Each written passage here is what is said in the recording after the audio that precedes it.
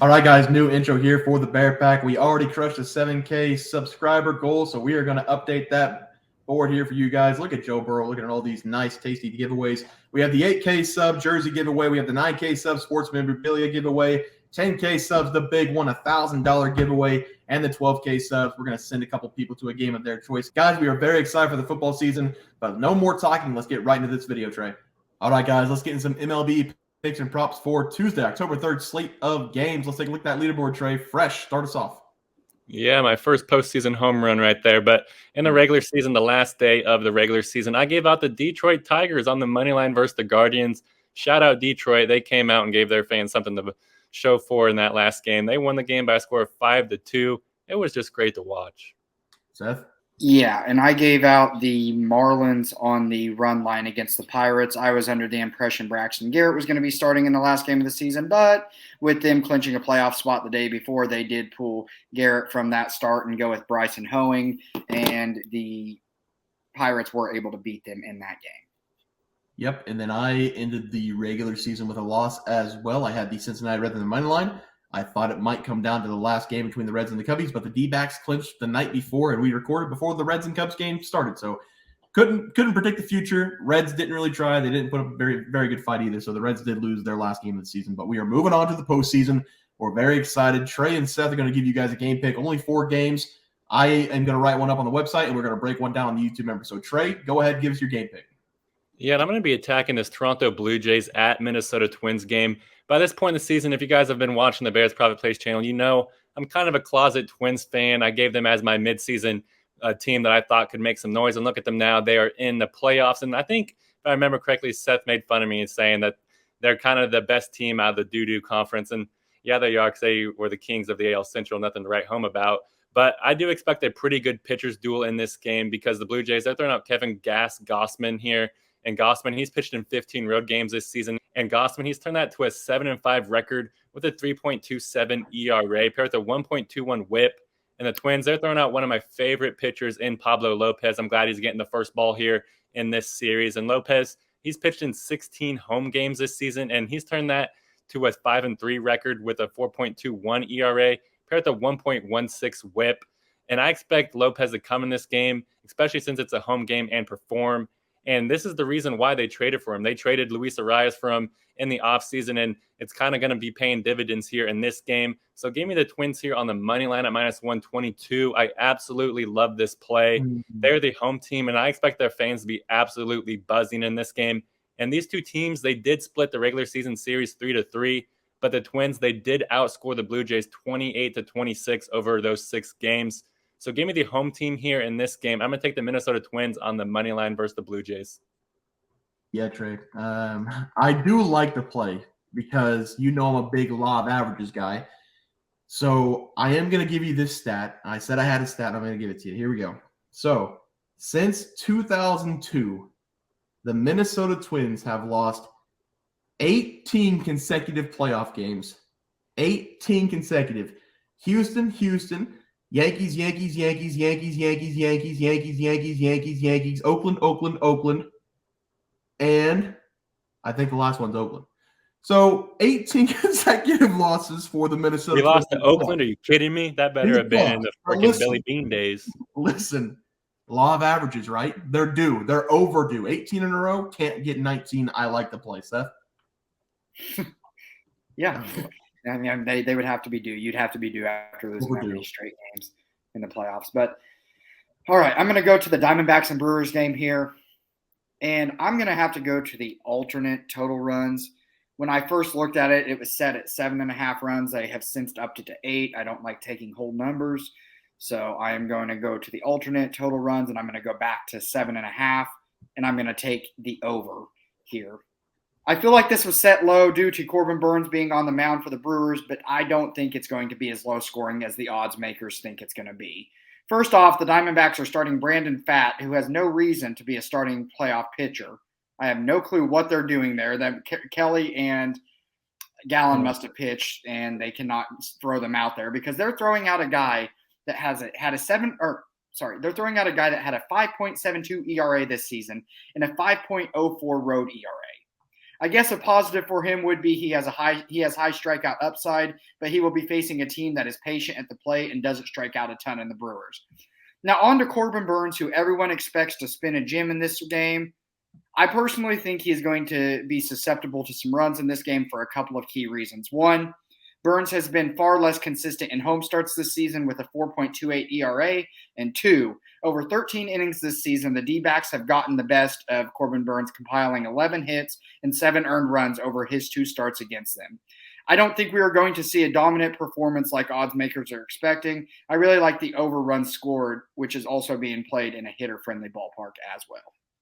Yeah, Seth, I really like that play as well, especially with Brandon Pfaadt going. You did mention Zach Gallen and Kelly. Gallen pitched a couple nights ago because the D-backs were still fighting for the playoffs.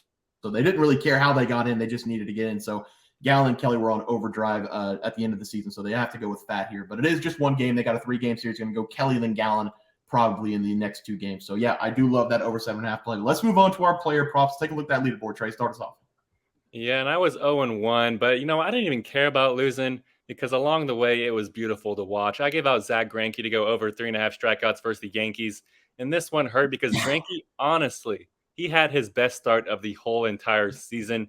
He pitched in only 5 innings, though. He only allowed 1 run on 4 hits. Whenever he exited, he allowed 0, but he walked the batter, and then they took him out. So he honestly had a really good start, but at the end of the day, he only struck out 2 batters. So it was tough to see. I was hoping they were just going to give him out there, give him the complete game. He had 0 earned runs. Might as well just keep going him out there. I will say this, in the press conference, he didn't say he's going to retire, but I mean, come on, dude. Yeah, I was a little disappointed with the Royals. I think it was his decision maybe to come out. His arm he just doesn't have it anymore, but I was hoping he'd pitch a little bit more too. But Seth, what was your play?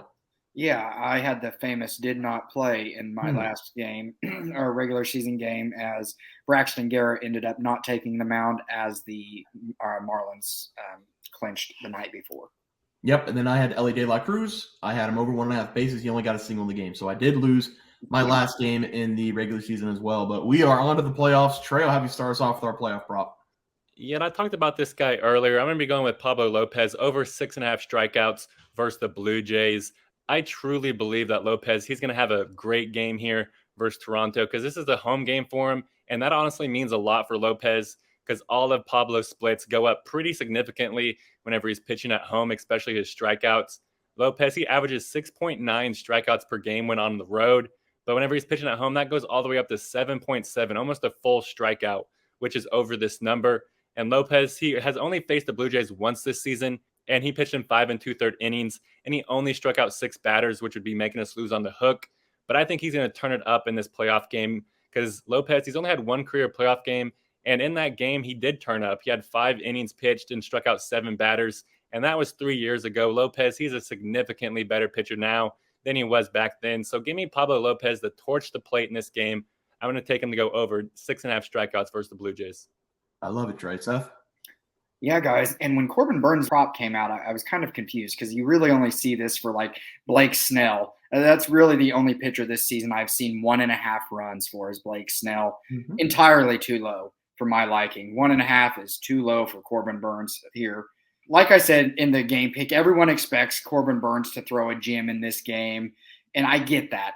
Trust me, I get that because most every game he pitches in, I expect it. As a Cardinals fan, I've seen the effectiveness of Burnes far too many times to sit here and say he is not a great pitcher.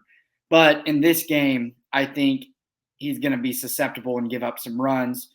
Like I mentioned in the game pick, Burnes has been far less consistent in home starts this season. He has a 4.28 home ERA. He's not been good against the Diamondbacks over his 2 starts, allowing 11 hits and 7 earned runs against them. I just don't think we're going to see this dominant performance that everybody thinks Corbin Burnes is going to go out and make. Like I said, it's just too low, set too low at 1.5 runs for me. Corbin Burnes is a great pitcher. 1.5 is too low. This Diamondbacks offense has his number so far this season. And like I said in the game pick, I think there's going to be quite a few runs in this game. So I do think he'll go over 1.5 runs here. Yeah, Seth, I like that one as well. I am going to give out a player prop. It's going to be Luis Arraez to go over 1.5 bases going up against the Philadelphia Phillies. The Phillies will be throwing out Zach Wheeler, and he's had an up-and-down season. He's coming up with a 3.61 ERA, and he's been a fine option for the Phillies this season. But he's also given up 168 hits and 192 innings, which isn't that bad, but it's not that good. He does tend to give up a lot of hits, and he's given up 7+ hits in 4 of his last 8 starts.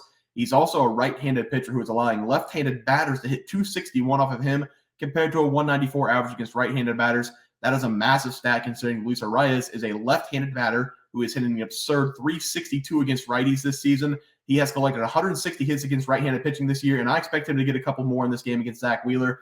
The Marlins are going to need a big game out of him in the leadoff spot because the first game is very important, as everybody knows, in the playoffs for a 3-game series. Give me Luis Arraez over 1.5 bases as my play, guys. That's going to do it for MLB player props and game picks for Tuesday, October 3rd slate of games. If you guys enjoyed the content, please sure to drop a like on this video and subscribe to the channel below. We'll see you guys next video, and thanks for watching. Wondering about how to become a member for the YouTube channel? Let's do that really quick tutorial. You're going to go to youtube.com. You're going to go to Bears Profit Plays. You're going to search it in. You're going to hit our thing. There's a join button right just to the right of subscribe. You're going to click that. There's 2 options. You have the Bear Pack for $4.99. That gives you access to YouTube member plays. And then you have the Bear Pack Gold for $7.99 a month. That gives you access to our member plays on YouTube. And it gives you a 1-month membership to our website, bearsprofitplays.com. So if you get the Bear Pack Gold, you save yourself $2 a month, a little bit cheaper if you want to do that. But that is the tutorial for anybody that needed it. We had multiple questions today through email about how to do it, and it wasn't working. But if you want to know, there it is right there, Trey. Just want to let everyone know that while we do give out free picks, plays, and predictions on our YouTube channel, we also have a website for you to check out.